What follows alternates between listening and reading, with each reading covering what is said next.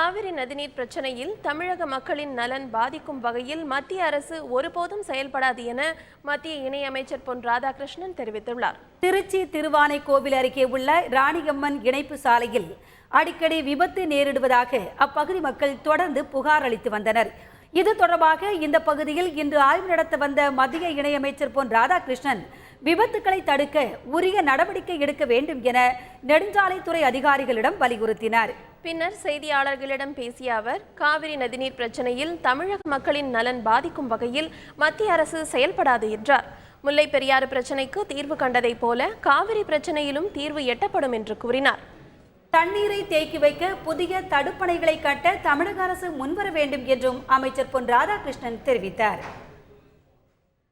புதிய அணைகள் கட்டுவதோ புதிய நிலங்களை விவசாயத்திற்கு எடுப்பதோ ஏற்றுக்கொள்ளப்பட்ட ஒன்று அல்ல.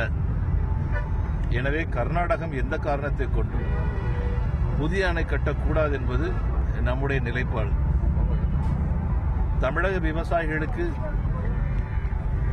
தமிழக மக்களுடைய நலனுக்கு பாதிப்பை ஏற்படுத்தும் எந்த ஒரு செயலிலும் மத்திய அரசாங்கம் துணை நிற்காது என்பதை தெரிவித்துக் கொள்கிறேன்.